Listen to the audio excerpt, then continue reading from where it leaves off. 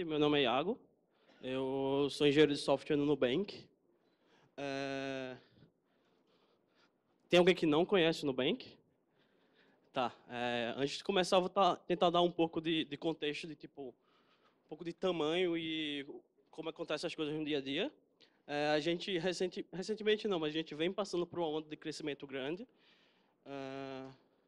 Esses são os números atuais da gente, então a gente tem mais de 20 milhões de clientes, mais de 500 engenheiros, recebe mais de 3 bilhões de requisições HTTP por dia, mais de 2 bilhões de requisições mensagens no Kafka, tem mais de 390 microserviços, costumava ser mais de um microserviço por engenheiro, mas a gente começou a contratar muito, não está bem assim. E um ponto que a gente preza bastante dentro do Nubank é que, por a gente ser uma instituição financeira, não importa a gente ser legal e as coisas não funcionarem. Então, tipo, no fundo, quando as pessoas forem querer usar o dinheiro delas, elas querem que o Nubank esteja funcionando. Então, a gente tem uma cultura muito forte de engenharia de software, de, tipo, todos os serviços são bem padronizados. A gente brinca, tipo, cultura DevOps, o que a gente tem lá dentro é que, tipo, se você escrever o software, você é a melhor pessoa para manter ele. Então, não vai ter um time para manter sua aplicação. Se você escrever software ruim, você que vai acordar de madrugada. Se você tiver com, sei lá, problema para priorizar qualquer coisa, bota a pessoa na rotação do on-call, ela vai entender os problemas, você vai priorizar e vai fazer. A gente usa Clojure em quase tudo, Kafka para comunicação síncrona e Datomic. E uma coisa peculiar que a gente tem na nossa infraestrutura é que, em algum momento, a gente começou a ter problema de não conseguir escalar para a quantidade de clientes que a gente tinha. E a gente pensou em várias formas de fazer isso. Uma delas é o clássico shard de banco de dados. Mas a gente queria que os engenheiros de produto em si, eles não tivessem que se preocupar tanto com isso. Então, a gente acabou fazendo o shard da infraestrutura inteira. Então, a cada N clientes, a gente tem uma réplica, tem um cluster Kubernetes com todos os serviços, tem banco de dados de todos os serviços, então a gente tem réplicas do Nubank, N réplicas do Nubank, e um cliente ele sempre mora naquele a gente chama de shard, e ele fica lá e a gente consegue, se precisar botar mais cliente, a gente cria um shard novo. Então, a aplicação ela tem uma quantidade fixa de clientes que ela precisa atender. Então, tipo, por exemplo, no meio do ano passado, chegou a galera de negócio e decidiu que a gente ia receber 10 vezes a quantidade de clientes que a gente recebia por mês. E os times de produto, lógico, eles acabam impactando eles, mas foi um impacto muito menor, dado que era só criar mais shards, em vez de ter que refatorar tudo, recriar um monte de coisa. E uma coisa que a gente acaba ganhando com isso é que, se um shard cair, só são 1,5 milhão de clientes afetados. É ruim, a gente se preocupa, mas é melhor do que mas é melhor do que 20 milhões afetados. E aí a gente também ganha um problema, porque o mundo real ele não sabe o que é shard nem nada, então tipo, se alguém faz uma transferência para algum cliente do Nubank, é tipo, estou fazendo uma transferência para esse CPF, então a gente tem essa camada que a gente chama de global, que ela é basicamente a camada de roteamento de tipo, chegou alguma coisa que eu tenho que fazer para esse cliente, eu mando para esse shard que ele mora lá. E aí outra coisa um pouco diferente também, que é como a gente lida com infraestrutura. Dado que a gente tem todos esses shards, a gente precisa de um certo nível de automação que a gente não precisa escalar o nosso time de plataforma para ficar fazendo essas coisas. Então, a gente lida com infraestrutura como código de uma forma um pouco diferente. A gente tem um projeto chamado Definition, que ele nada mais é que um repositório no Git, que você pode definir qualquer coisa. Então, lá você define uma squad e diz o que é que acontece quando chega um alerta para esse squad, diz qual canal do Slack que eu preciso ir, se eu precisar falar com esse squad, ou, por exemplo, eu defino meu serviço, meu banco de dados, eu defino um cluster de Kubernetes, eu defino qualquer coisa. Então, tipo, tudo que é criado na infraestrutura do Nubank, existe uma definição aqui. E, como a gente usa Clojure para tudo,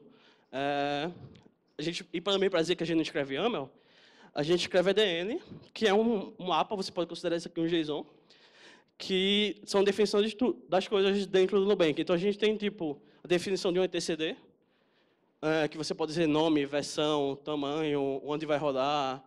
A gente tem uma definição de um serviço, que aí você pode definir também tamanho, qual banco de dados ele usa, quais alertas ele tem, qual o tipo de pipeline que ele está.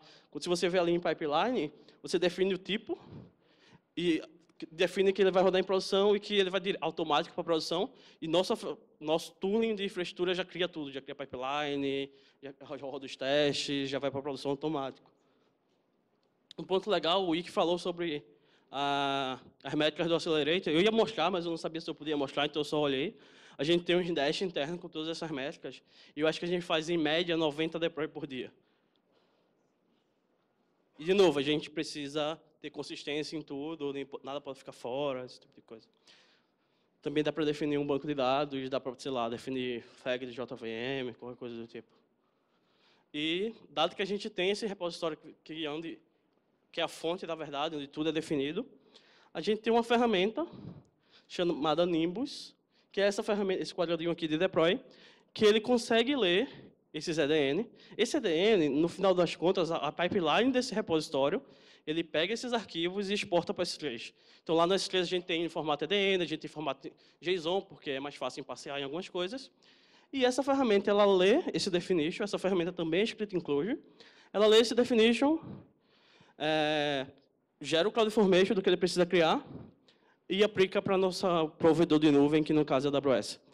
E isso era como a gente fazia deploy de serviço, é assim como a gente faz deploy de cluster Kubernetes e tudo isso. E aí, também um dos pilares da gente como empresa é que quase tudo que a gente faz é como infraestrutura imutável. Tipo, a gente sempre quer a habilidade de conseguir dar rollback rápido se a gente tiver uma falha ou qualquer coisa do tipo. E aí, como a gente sempre acaba fazendo um pouco diferente as coisas, a gente faz um Blue-Green Deployment, sendo que, em vez de ser do serviço, a gente faz da infraestrutura inteira. Quando a gente, não é para uma mudança de versão da aplicação, mas, por exemplo, eu vou atualizar a versão do Debian, eu vou atualizar a versão do Kubernetes, a gente recria o Nubank como um todo, o pessoal da Amazon não fica muito feliz com a gente, porque a gente dobra a quantidade de recursos que a gente está usando, cria todo o Nubank de novo, lá em cima que ele desenhou o serviço DNS da Amazon. A gente tem uma série de checks que passam na infraestrutura, vê que está tudo certo, vê que a versão está igual, está tudo rodando. A gente vira o DNS para a infraestrutura nova, para de apontar DNS para a antiga. Antes de apagar, a gente espera ali na fila de Kafka, tem certeza que lá está bom, porque depois que apagar não tem rollback. E a gente apaga a infraestrutura antiga. Então, é assim que a gente faz mudanças. A gente duplica a infraestrutura, verifica que está tudo certo e apaga a antiga. E aí, como é que funcionava os serviços antes no Nubank? Foi até uma coisa que ajudou a gente na migração, porque tipo, nenhum serviço tem estado em disco. Então, tipo, era fácil migrar, já estava tudo dockerizado. E antes a gente basicamente tinha 2 autoscale group, CoreOS rodando systemd que dava exec no Docker, era isso que a gente tinha. E rodou no Nubank por anos. Então, a gente só tinha as instâncias lá, fazia deploy, subia uma instância nova, com essa versão nova, se tivesse tudo certo, apagava a antiga.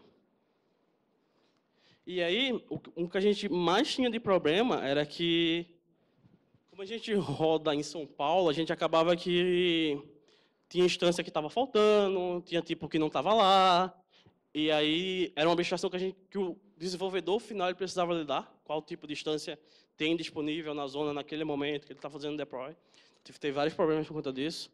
Ou então, eu preciso falar com a aplicação tal, mas o security group passou a quantidade de regra. Tinha várias abstrações de AWS que vazavam para o desenvolvedor.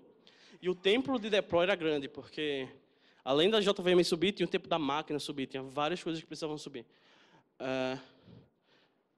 E a gente começou a pensar em alternativas, acabou decidindo pelo Kubernetes. E aí, dado que a gente decidiu pelo Kubernetes, a gente tinha que migrar. A gente tinha, na época, 6 milhões de clientes, 200 e poucas aplicações, a gente tinha que migrar tudo e não podia ter downtime nem nada do tipo. Então, isso aqui é tudo que você precisa saber de Kubernetes para entender o resto da palestra. O Kubernetes ele usa um banco de dados para guardar os estados, que é o etcd. Ele tem um grupo de nós, que ali está como master, mas que são os control planes, que definem o estado do cluster, orquestra os clusters. E ele tem um grupo de máquina, que é onde sua aplicação de fato roda. E aí, uma coisa que a gente fez foi que a gente queria que como os desenvolvedores eles eram responsáveis pela operação, isso era uma migração que ia afetar o dia a dia deles, porque antes ele sabia a Amazon, ele sabia debugar, ele sabia se virar, e agora ele precisava aprender Kubernetes. E aí a coisa que a gente fez, para tentar diminuir o impacto, foi que a gente migrou o staging logo. Uma coisa que a gente faz lá é que a gente tem ferramentas internas que criam clusters. E quando a gente migrou o staging, era uma máquina só, com etcd dentro dela, um API server só, os outros nós, e era staging, estava tudo bem se caísse. Do mesmo esquema que a gente fazia para fazer mudança de infraestrutura, de recriar, a gente recriou tudo com o Kubernetes, era staging, não tinha muito trauma, virava para o novo. Se vocês verem ali no DNS, ele tem a versão que a infraestrutura está. E aí a gente virou tudo, o pessoal começou a usar, começou a se acostumar, a gente começou a coletar os problemas. E aí, beleza, era staging, estava todo mundo no Kubernetes. Foi até legal, porque a galera começava a ver, pô, em staging o deploy é muito mais rápido, em staging o rollback é muito mais rápido. Quando é que a gente vai ter isso em produção? Teve todo... E aí, uma coisa que a gente tem forte dentro também é que a gente tem o Nucri, que é a command line que a gente usa desde criar reaction no Slack ou mandar mensagem com letrinha assim a operar os serviços em produção.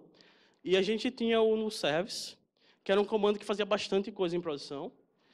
E aí a gente decidiu por não mudar de vez esse comando, a gente criou um novo, um Nuka 8S, que tinha todos os outros comandos, sendo que em vez de fazer na instância EC2, ele fazia no Kubernetes.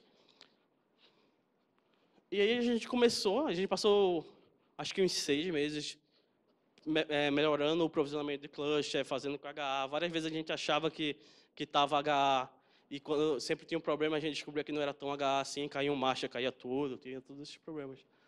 E aí a gente começou a migrar, e a gente não estava tão confiante assim em migrar, então a gente, em vez de atualizar um shard que já existia, a gente decidiu criar um shard novo, que tinha, sei lá, 10, 15 clientes, e a gente usou esse shard para testar todos os fluxos. Então, tipo, a gente esperou até fechar a fatura da pessoa, ver que estava enviando. A gente só não esperou a pessoa ficar devendo e a gente cobrar, porque aí a gente ia ter que esperar alguém dever. E foi o cliente mais caro da história do Nubank, porque ele tinha toda uma infraestrutura só para ele. E aí a gente tinha um esquema de rollout, então, e a gente era meio medroso, então a gente colocou que 0,1% dos clientes novos ia para esse shard que rodava em Kubernetes. E aí, usando o Nucri também, a gente ia lá e atualizava essa distribuição e começou a testar. Quando a gente fez isso, deixa eu ver qual outro slide. A gente terminou a criar um shard novo Kubernetes. Quando a gente fez isso, a gente pegou um monte de problema. Tinha serviço que tipo estava com 5 vezes a latência anterior. Tinha serviço que não subia. Como o Kubernetes é muito mais rápido para fazer deploy essas coisas, a gente, sei lá, tinha um serviço que estava rodando com 10 instâncias e ia para 20, o Kafka. Nossa, ficava tudo em rebalance. O Kafka sofria bastante. Então, tipo, teve todas essas coisas que a gente teve que ir resolvendo e acertando com o tempo. E a gente fez, pronto, agora que a gente teve um gostinho de produção, como é que a gente faz produção de verdade? Como é que a gente migra um cluster, um shard que já tinha cliente antigo, como é que a gente migra isso para Kubernetes? Basicamente, a gente fez, lá no definition, a gente também tem a definição de environment. Então, a gente criou um negócio que a gente chamava de prototype API, que era o que definia o que é que aquele shard usa. Então, aquele shard ele poderia usar CloudFormation, que era a versão antiga com EC2, ele poderia usar Kubernetes, ou ele podia usar os dois. Então, depois que a gente implementou isso, a gente fez todas as nossas outras ferramentas entender isso. Então, tipo, um shard, quando ele estava no processo de migração, o CI sabia que ele usava EC2 e usava Kubernetes, e ele fazia o deploy nas duas coisas. Se fosse fazer um rollback, a mesma coisa. Ou então, eu vou usar o Nucri para escalar minha aplicação. O Nucri, ele sabia que aquele shard estava rodando Kubernetes e EC2, e ele escalava no Kubernetes e escalava no EC2. Então, tipo, teve esse processo de adaptação. Mas, basicamente, a gente criou um cluster de Kubernetes, recriou todas as aplicações lá, com o Kafka desligado, então ele não consumia do Kafka. Depois que a gente criou tudo, a gente tinha o mesmo programa que a gente usava para validar quando a gente estava fazendo esses burguinhos de infraestrutura, toda a gente usava aqui. Então, depois que estava tudo com a mesma versão, estava tudo rodando, a gente ia lá e ligava o consumo do Kafka. Então, porque o Kafka era tipo, tá ligado ou está desligado. Então, a gente ligava, analisava, via como é que estava. E aí a gente começava, aos poucos, a direcionar tráfego, botando peso DNS, não é a melhor coisa do mundo, mas era alguma coisa, e a gente conseguia ter um controle maior. Então, basicamente, a gente ia migrando aos poucos com DNS, e quando estava tudo certo, a gente desligava as instâncias antigas, deixava os autoscaling group lá tudo zerado por um bom tempo, para se precisar fazer rollback, depois deletou tudo. E aí a gente tinha um shard e a gente já sabia como fazer um shard, então era só replicar em todos os outros. Isso aqui eu acho que a gente levou, sei lá, 15 dias, os outros acabou em 1, 2 dias, que a gente foi melhorando os processos. E aí a gente estava lá, todo mundo animado, os outros engenheiros estavam animados, agora tem Kubernetes em produção, agora é mais rápido, vamos migrar tudo. E a gente começou, migrou 1, migrou 2. Quando a gente foi terminar no meio, assim, a galera, pô, pera aí, tá chegando a Black Friday, tem uma galera que vai sair de férias, eu não entendo isso, tem uma galera que é para KubeCon, um monte de gente ia ficar fora. E aí também começou a ter dúvida, porque o que a gente percebeu? Todo engenheiro é responsável pela aplicação dele. Então, em caso de incidente, ele é a pessoa responsável por operar e eles deveriam ser capazes de operar eles mesmos. E a gente notou que começou a ter um monte de demanda para o nosso time de suporte. Era tipo, estou num incidente e não sei o que fazer, preciso de alguém que já mexeu com Kubernetes para ajudar.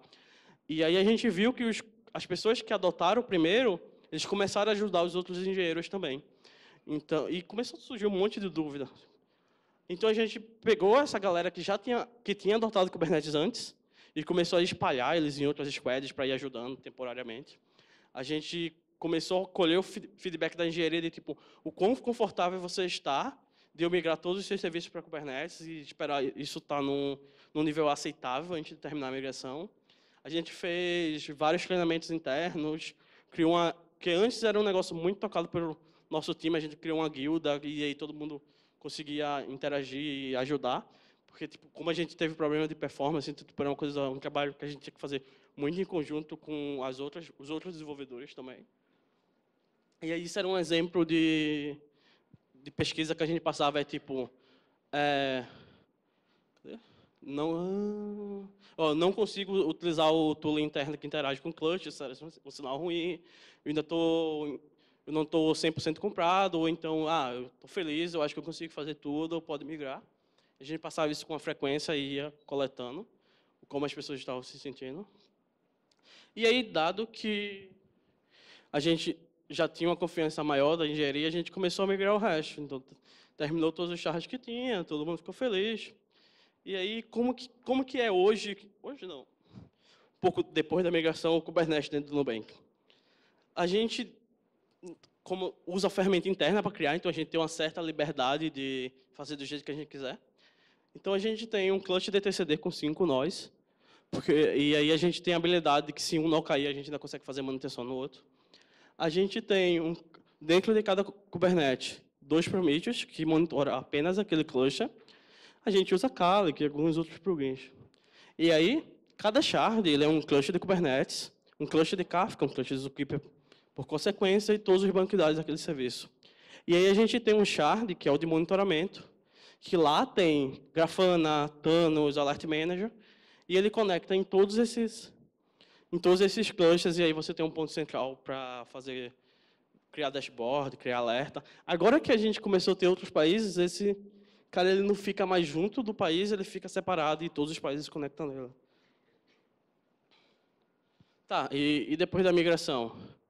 Teve várias coisas que a gente aprendeu, tipo, se a gente não tivesse começado em staging primeiro, com um cluster muito ruim, a migração teria sido muito mais difícil. Então, tipo, se não fosse um negócio que todo mundo queria, todo mundo ajudou, tipo, não teria saído, não adiantava só a gente querer fazer. Começar pequeno foi importante também, porque a gente passou quase um ano fazendo melhoria nos clusters até ele estar pronto para ir para a produção. Se a gente tivesse esperado esse momento para migrar staging, a gente estaria migrando até hoje. E isso é apenas o primeiro passo. O Kubernetes resolveu muito problema para a gente, mas ele também criou muito problema que a gente não tinha.